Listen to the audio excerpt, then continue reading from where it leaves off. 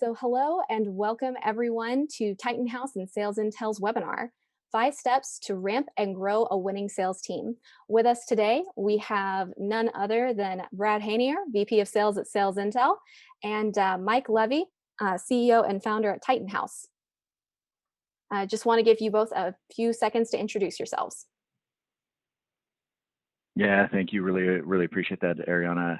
Exciting to be here and share some of the excitement that it is to grow and lead and expand sales organizations with some tips that we've learned, tried and true along the way.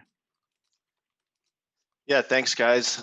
Brad, Ariana, thanks for having me. Everybody out there, thanks for joining, and all the excitement and challenges to building a sales org. So we're going to hash through a few of them on this webinar and answer as many questions as we can. Awesome, because I know you guys have a lot. I've seen a lot of this come through of just, of course, starting with what everyone is most afraid of. It's just the cost of the bad hires and management and what that can kind of lead to. And then, of course, not going to bury the lead here, 5 steps to ramp and grow that team. So with that, I will toss this back to you guys, and I'm excited to listen in. It's over to you. That's great. Yeah, thank you so much. Obviously, you know, there's a place to start the entire conversation, which is, hey, who cares? What happens if we got a bad hire? What happens if we don't do this right? What impact does that have? And so let's just talk about that a little bit up front. And what is the cost of bad hires and poor process? And I think there's obviously a couple of things that jump out. One is lost revenue and quota. Hey, we're all looking to build our businesses, our sales organizations, and our revenue engines around revenue streams, around assigning quota to headcount, and then allowing that quota to mature as those folks join us, mature and build into sustainable revenue streams. If we've got someone bad in place, we don't have that opportunity, and that's crushing to the business because it requires so many of the other people to step up well beyond expectations. Also, we've got this account management challenge, right? It's like here we've got folks that are setting bad precedents, setting bad expectations in terms of maybe when they're onboarding or selling, going through the sales process with a new customer. Now all of a sudden we're in a situation where we're having to wrestle with those poorly set expectations by that bad hire, that person that wasn't well suited for the role or the organization. Those are two things that jump out to me. Mike, what stands out to you? Yeah, and you know, going just a little follow on to what you were saying. You know, in our role as sales leaders, you know, when there's churn on our side of the business, employee churn on our side of the business, it's so much more impactful for us than other sides of the house, right? Because there is a number assigned to those people. And every time we do not have a rep in the seat, or we're managing somebody, managing a rep up, you know, that impacts our ability to hit our number. So it's much more impactful for us. Couple items that stand out to me are leadership bandwidth. You know, when a rep isn't performing or it's taking longer to ramp, you know, it's the leader that is spending their time working with that individual. Most cases, it's the leader. And that means that individual, you, me, others, are not spending time doing what we do best, which is building our teams, driving revenue, working on deals, all the things that we like to do. So, you know, we spend a lot of time coaching, trying to mentor those individuals up when we should be spending our time moving the business. And then team morale, you know, whether we know it or not, you know, there's always a morale issue when you've got turnover. It might not be evident, but for sure it impacts the team every time there's turnover. Just a few points that come to mind. Yeah, no, that's great. That makes a ton of sense. So, okay, so we know there's an impact, and I think, you know, now what do we do, right? How do we look at ramping and growing a sales organization? Particularly, I will contextualize this. I look at this in the high growth space that so many of us are trying to solve these problems now. Which is, hey, we've got a lot of openings. There are openings all over the business. So, you know, thinking about things like, How do we identify the ideal candidate? How do we recruit to win those candidates? How do we, effectively train and create career trajectories for those folks that we're bringing in? How do we then ultimately scale the team in a sustainable way that doesn't stress us all out and burn us all out? And so let's dive into that a little bit, and let's talk a little around how do you identify the ideal candidate? And there's a couple of things that come to mind, and I'll share something that recently happened with me that may not be the most obvious thing, or maybe it wasn't just the most obvious for me. I was recently hiring for a role that I didn't totally have a bead on, exactly what that ideal candidate was gonna look like. And I realized that I had some peers in other businesses that hired for this role regularly. So leverage those connections and had some conversations with those peers, and got a great idea of what that ideal candidate profile would look like. Also, what some of the key drivers were for a candidate for this role that I was trying to fill, including industry standard comp and things like that. And so just the visibility to that was really important in helping me identify kind of that ideal candidate, that right person. One of the other things that I would share that jumps out to me is, am I hiring for today, or am I hiring for the future?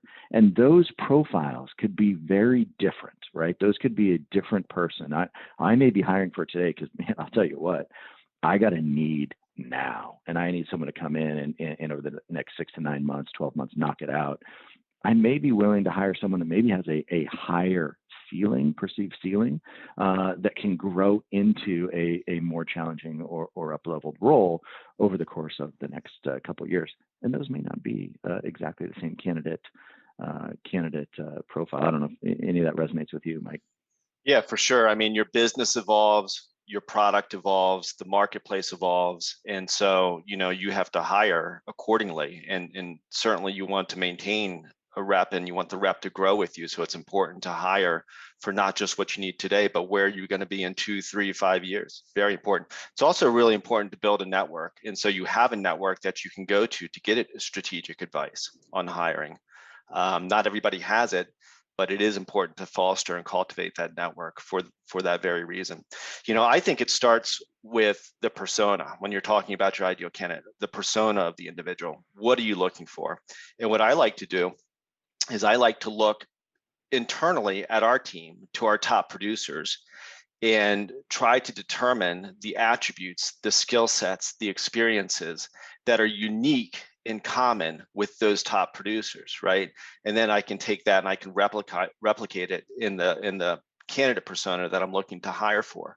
But I also look at competitors, right? I keep a bead on competitors and their top performers, because obviously I'd like to hire them at some point. But I want to know what they've done and what skill sets they have and what they are doing maybe differently than we are. What they've worked, industries they've worked at in the past, types of products they've represented, because I can build that into the persona as well and use that in my ideal candidate persona. I'm also a big believer in assessments, and there's a bunch of assessments out there today.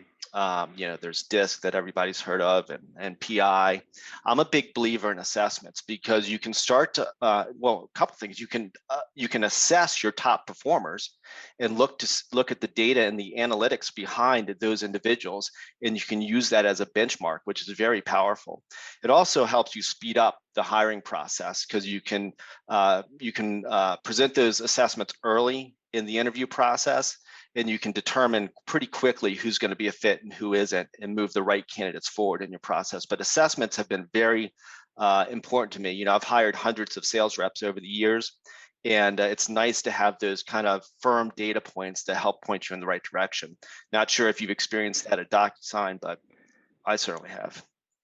Yeah, I did at DocuSign for sure. And one of the things that it reminds me of is, here is, now that I've joined, Sales Intel, we're really looking at building out the team, is understanding researching and understanding what the potential tech stack is out there that can help with this process of finding the right people. There's so many different options out there, and you bringing up the assessment part is part of that. Is what are the tools that I have, right? We don't have to do it the quote unquote old fashioned way, right? Yeah. We've got tools and resources at our disposal that we can leverage to really identify what that ideal candidate profile is, and then begin to push that out there so that we can attract those candidates. Yeah, the tech stack is interesting because that leads to a couple things, right? So if you hire people that are familiar with your tech stack, they're going to be successful faster. The less time it's going to take those individuals to ramp to quota, right? Which impacts your ability to hit your number. So that's a really important data point to look for. Absolutely. Great. Well, let's pivot to the next one here, which is like, hey, we're all about winning, right? What do we do to recruit to win? And as I kind of dive into this, I'll tell you that one of the ones that just is so critical to me, or so important to me, and learned over time is to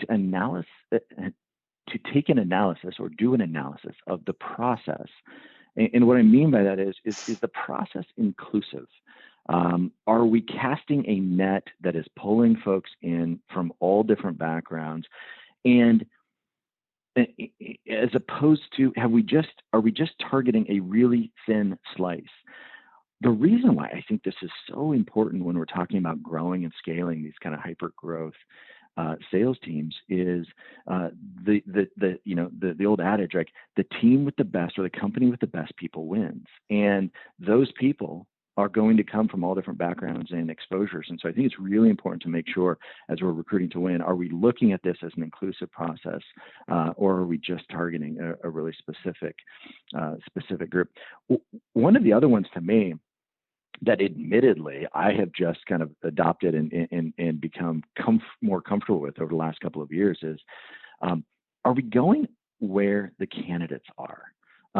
Meaning, social media, technology, different events. Are we going where the candidates are, or are we expecting for the candidates to find us? And that's another really critical one, to get those best candidates with that inclusive kind of profile.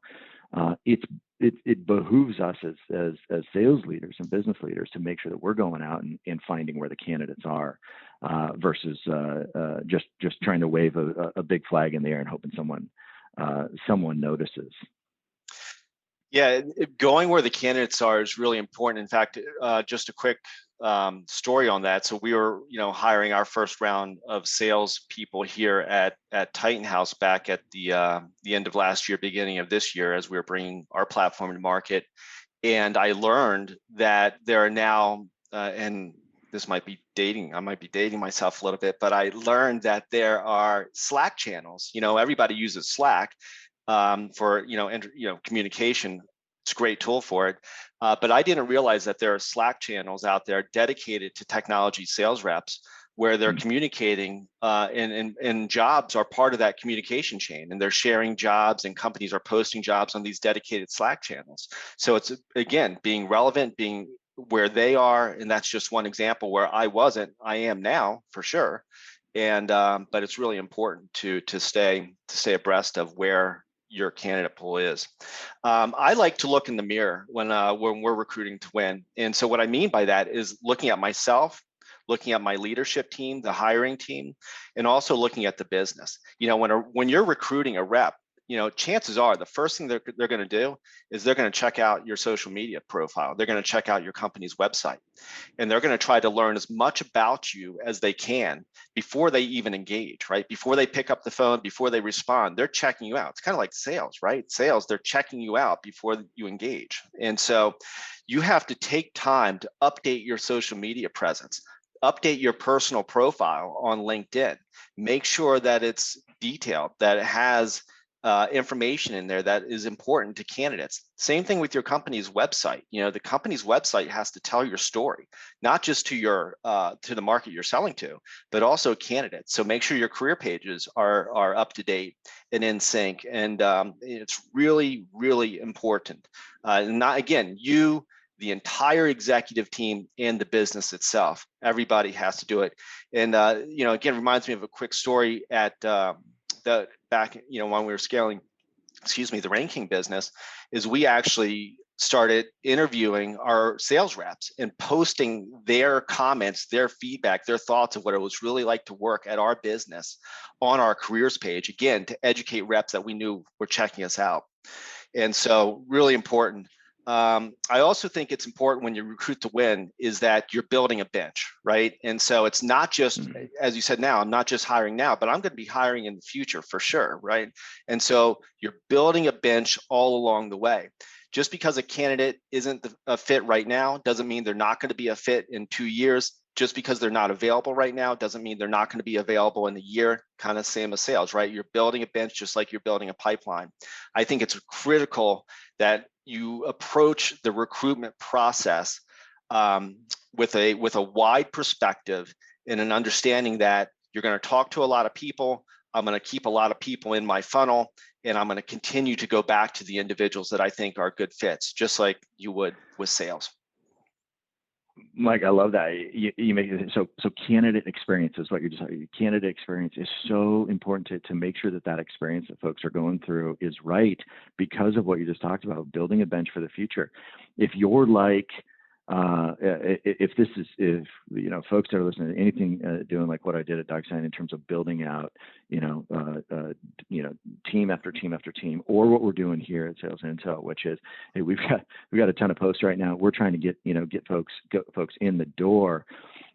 Candidate experience is so important, and part of that becomes really identifying and documenting that process that you're engaged with those candidates. One, so that internally what the heck is going on with all these people coming in and candidates going, but you're providing a really good experience for those candidates. So when you do come back to them potentially in the future, or when they do get a chance to raise their hand again, that they go, gosh, this was a company that really had their act together. But that starts with identifying and documenting that process internally of what that's going to look like. Yeah, and making sure that the hiring team, and I think of the hiring team as the executives, every sales leader that's participating in the interview process, your talent, if you're fortunate enough to have recruiters and talent acquisition, HR, everybody has to be in lockstep. That's right.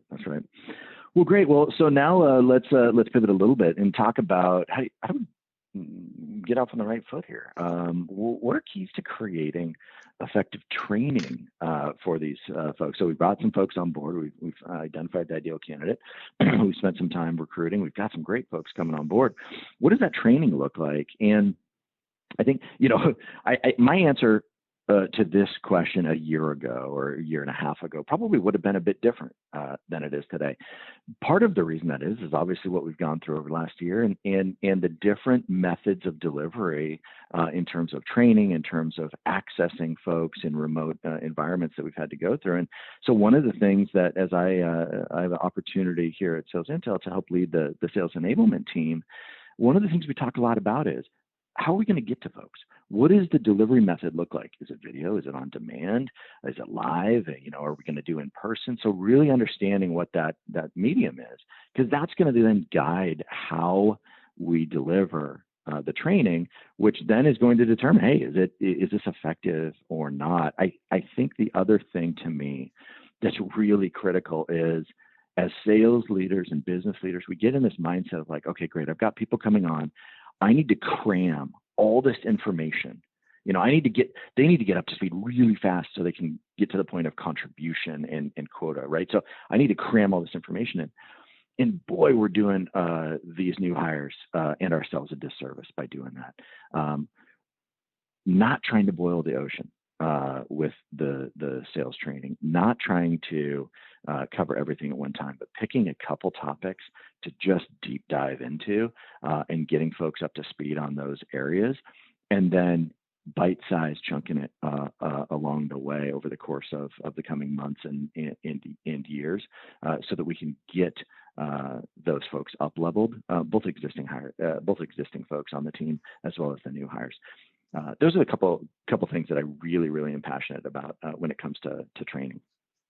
Yeah, for sure. And it's important to take bite-sized pieces, right? Because you can only retain so much information, when you're putting it into practice. And you got to think about it from a new rep's perspective, right? They're drinking from a fire hose. They're getting everything. They're getting product knowledge. They're getting competitive knowledge. They're getting value prop knowledge. They're getting internal, like how do I tie my shoes here? Where, what's going on internally with HR? How do I expense reports. I mean, there's all kinds of data being thrown at a new rep. And so you have to take it incrementally, and then you have to consistently coach to it and reinforce it. Otherwise, with the flood of data they're getting initially, it just gets lost. When I think of training, I like to survey my internal teams to determine, what they thought was best or what they didn't get, when they went through an onboarding process with us or other companies, because that gives me an idea of what I can focus our training on with them specifically.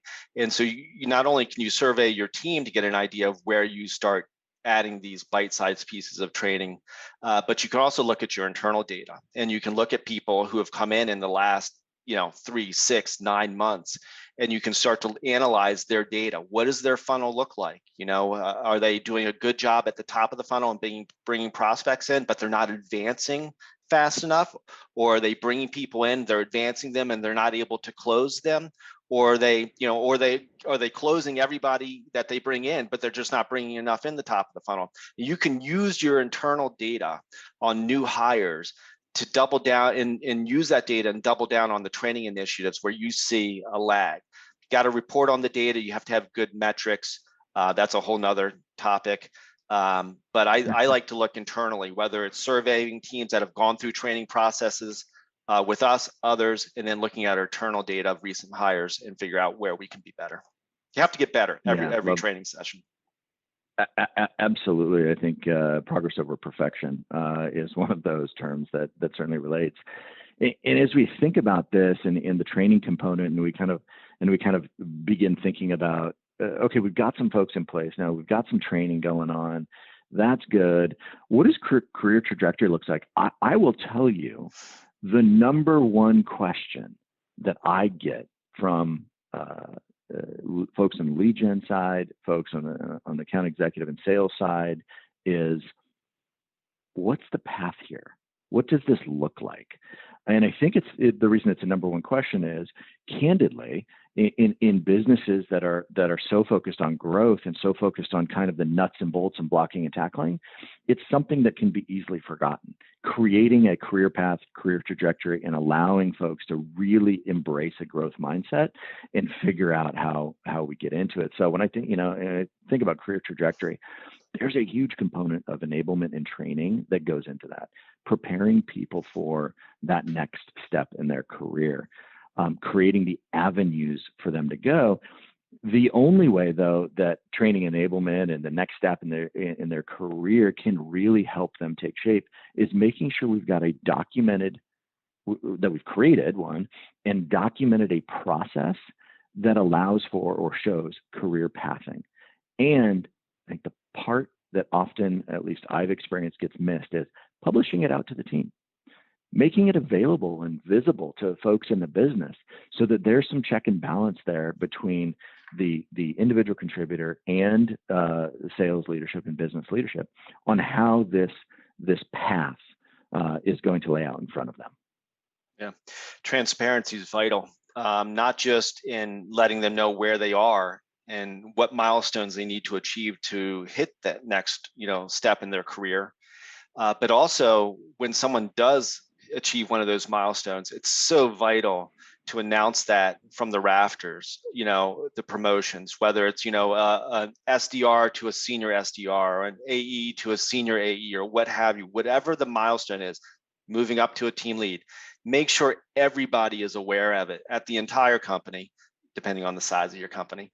And because it's important, right? It makes the people who are close to taking that next step in their career, hitting that next milestone, it gives them that little edge to work a little bit harder, whatever they have to do to hit that next step. When I think about career trajectories, I think about the milestones and the fact that those milestones have to be achievable for the rep. If you make those milestones too far, so they're not achievable, or the right volume can't achieve that milestone, trust it has to be difficult, right? You have to work for it.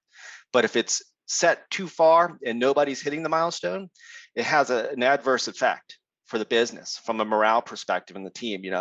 Where no one's hitting these milestones, no one's taking the next step in their career, it's going to come back to bite you as a sales leader. It's going to have the complete opposite impact on the business that your intent was. So make sure that the milestones are achievable. Great. So how to effectively scale your team. I think ultimately we could probably talk about this for, I don't know, half a day, at least. I think this is so much of what the topic comes down to, and so much of it. How to rinse and repeat. How do we do this and effectively scale the team? Going with something that you just were talking about. Setting clear and realistic expectations, right? It's like exclamation point, exclamation point, exclamation point after that.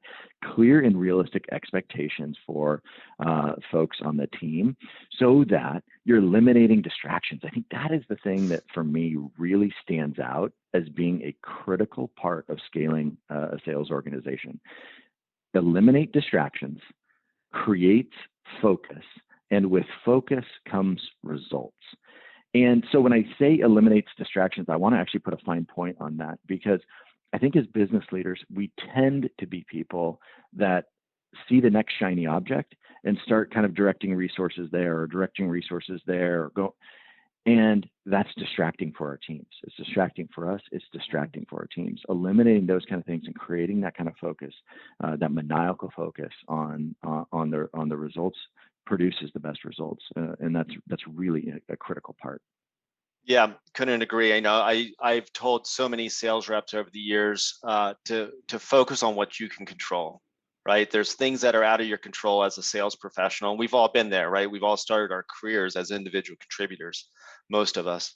And there's things that are outside of our control. And you can't get distracted by those things. You have to focus on the task at hand, and the task at hand is driving revenue.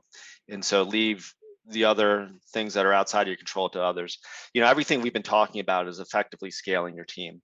I think it's really important to have processes, right? And so every time that you go to hire, everybody's on the same page. Every time you hire a new sales leader or somebody new in talent acquisition or recruiting or HR, everybody is in lockstep with your process. And so that we're all, again, lockstep, marching to the same beat as we go to market, but go to market to build the team. It's vital that everybody's on the same path. Then you can cut, copy, repeat, you can double down on it, and then you can grow, grow the business effectively at the scale that, that you're forecasted to grow at.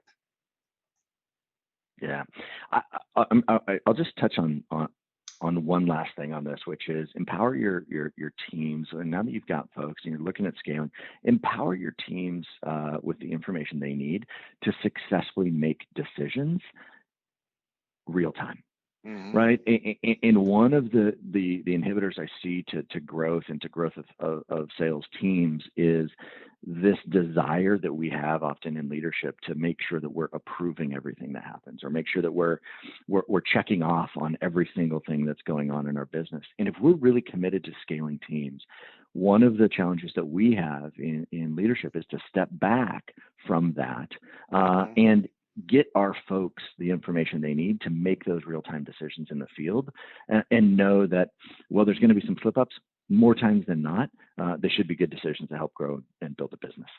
Yeah, and you want to avoid bottlenecks, right? The other thing when you're talking about hiring is that, it's a hot market, right? Reps are not lasting long. Good reps are getting snapped up quickly. So your team, again, by developing an efficient and effective process, documenting it, make sure everybody's on the same page, understanding your analytics, making sure that everybody is empowered to make the decisions as you're just discussing, gives you the ability to move fast and move fast on a rep. Otherwise, somebody else is, and you're going to be, going through the process again.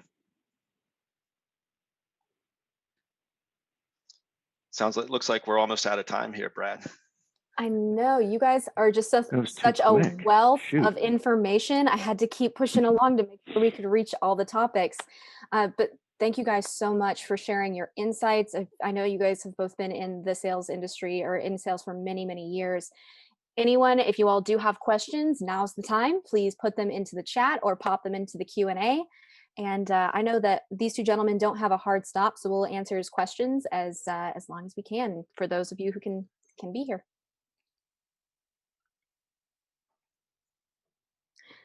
Awesome. So we've got our first one in. Ooh, it's a long one. Okay. I joined in today because I am knee deep in building a sales team. We are a small company, and I'm supposed to have 4 to 6 team members plus me Mhm. as leader. Right now, there are 3 of us together. My current challenge is juggling all the roles of managing my team, trying to add people to my team, and also doing my own selling on the team. I feel this one already, Been, and I'm not even in sales. Any tips for yeah. prioritizing and dealing with the added stress? That is a very good question. It's a great question, and it's one that I think you see my smile because it maybe even see me clench up a little bit. I feel that been there, done that, and continue to have those moments. Hey, I think one of the things is recognizing the opportunity, the opportunity cost, which a little bit comes into what I'm saying here is a little bit comes into, hey, we've got all these things to do, right? All of this stuff is going on. I need to hit a number because I'm carrying a quota. I've got a couple folks that I'm leading. They've got to hit a number. They've got a quota. I've got, probably some marketing stuff I'm trying to influence. I've got some hiring decisions and stuff I'm trying to influence. What is going to produce the most result, the biggest result, and how do I prioritize that? And I know it's embedded in the question. And I always go back to, if we've got good folks on our team, even 2 or 3 folks, up leveling them even just incrementally will help deliver the maximum result. And so for me, there's a lot around focused on, hey, let's focus on up leveling the 2 or 3 folks that I've got on the team, making sure that they are firing on all cylinders, and making sure that I'm hiring through kind of what Mike and I have been talking about. Say, make sure I'm hiring more of those folks. So even if my number as an individual contributor that's also leading dips a little, I'm maximizing the result by up leveling those folks on the team.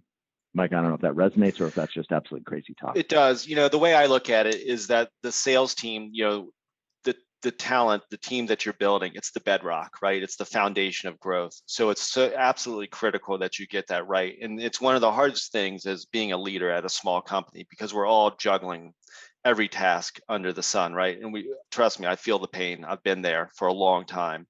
I'm here again. And so Yeah. Totally get it. And I just think it's critical to focus on the talent. And so hire right, hire smart. And that way, once you ramp those individuals, then it starts to alleviate some of the pressure on you, because you've got multiple people contributing. You're not the only one that's producing. You're producing as a team. So my suggestion is to focus your energy, your time on hiring the right people now. It's really great feedback. And we have more questions popping in. I'll go ahead and take us to the next one. My team has seen a lot of process changes that has put more things back on their plate, administratively speaking. Any tips on leading through this so they can get back to sales? That's a really great question, because I know I hear that of there's all this administrative work that people have to do when all they really want to do is sell, which is what they were hired to do. Mm-hmm. Yeah, I'll throw a real quick thought out there, which is, in my experience, often when that comes up, there's a gap between the need of the process and the understanding of the sales team as to why that process is important. And so bridging that gap is a really important step in helping the team transition their thinking from, oh, I'm just having to do all this admin work, to got it. This is benefiting me and it's benefiting the business, and I understand why it's important to do this. I'm not advocating for the fact that every administrative process that comes down in a business or out in a business should absolutely be had, and there's not pushback there. But to me, when I hear in that question is there's a gap in the why for the sales team, and in the importance of what it is that they're doing. I'll just do one more thing real quick. The other thing that comes to mind is keeping in mind eliminating distractions. And if there's any way to focus and eliminate distractions and help focus that sales team, that's ultimately the game changer that we'll solve for in this question, or in this answer. The business case is critical. The reps need to understand the business case, and that goes to communication. We've both been part of scaling organizations, and I've been through a couple PE transactions, and every time there's additional processes and administration. It is a challenge. There's no question, but I've found that if we prep the teams ahead of time, we train accordingly. Listen, nobody likes change. They don't like the additional friction, but they adapt pretty quickly. And it is frustrating, but I've found that as long as there's good training and good communication, they understand the business case, salespeople come around. They come around pretty quickly. No, I love that, Mike, because I know whenever me as a marketing director, if there's something I am asking someone to do, I always try to put how is this ask going to benefit you right at the front of it, so that way that friction's a little less there. And we have another really great question. Man, you guys, I love the chat. They're on it today. I'd like to hear your tips for coaching people out of a position and keeping their negativity from impacting new team members. Good question. Honesty. It's a great question, and believe me, I think we all struggle with this one on a regular basis. To me, the answer is honesty and really frequent communication with folks, so that by the time we've made the decision to coach people outright, by the time we're at that place, there are no surprises. And I think that it doesn't need to be this big sweeping essay of an email that documents, something. It can be just these incremental things over the course of a few weeks or a few months, where we're having these discussions and conversations. And it's like, hey, gosh, last week we talked about this one thing and we didn't quite get there. Now we've got that, and this week, oh, we didn't quite get there. And just those incremental conversations, so they build up ultimately, so that there's not a surprise once we do make that decision to truly exit someone or coach someone out. The negativity one is a really interesting one in terms of impacting team members. And I think that with those incremental conversations and documenting it along the way, and that kind of honest dialogue, ultimately then people around see that. They know that. They understand what's going on, right? Our reps and folks are really in tune often with what's happening with their peers and what their peers' performance looks like. And so it's no surprise to them if someone is being coached out. And if someone's being coached out and they have a negative attitude, that really only should, and often what I've seen is negatively reflects on that person that is being exited with that negative attitude. So long as it's not a surprise to them or the organization.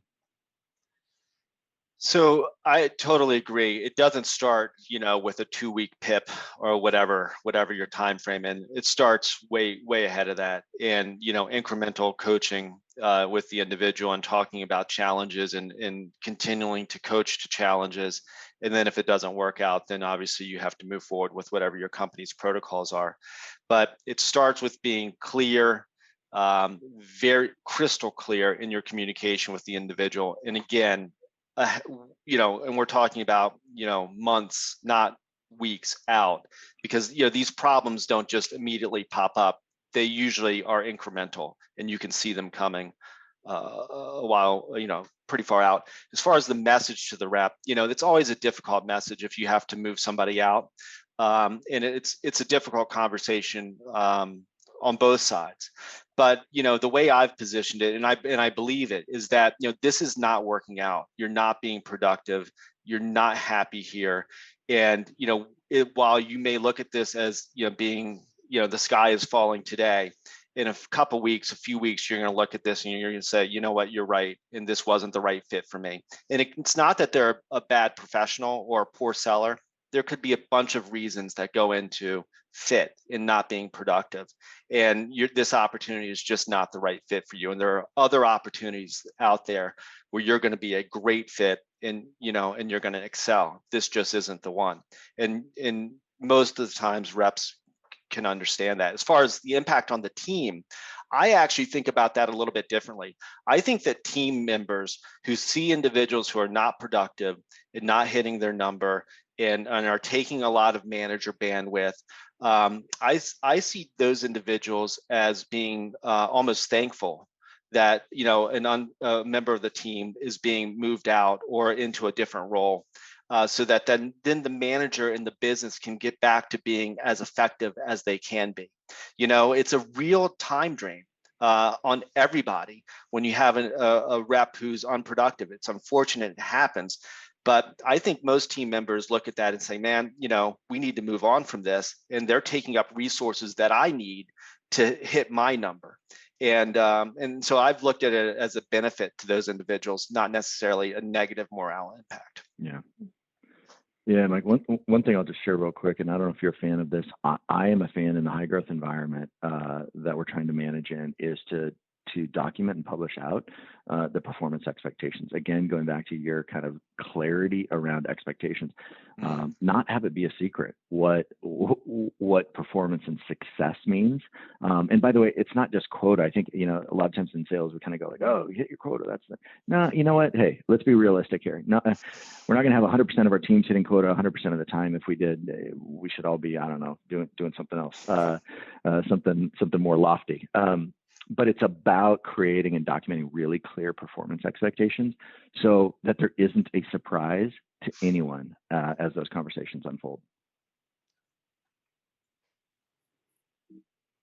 Love the conversation. That is awesome. Everything that I've gleaned so much just from listening to you guys today and learning a lot about how like sales teams are structured and how they're all getting together. That was the last question that we had come through. So thank you everyone for staying on with us and for joining us today. We do have Brad and Mike's contact information. Should you have more specific questions you'd like to reach out and ask them, you're more than welcome to do so. And Brad, Mike, again, thank you so much for being here, sharing your expertise, and trying to help other people in similar situations. Yeah, thanks for having me. Great conversation. Hey, good. Anytime. All right. Thanks, everyone. Have a great afternoon.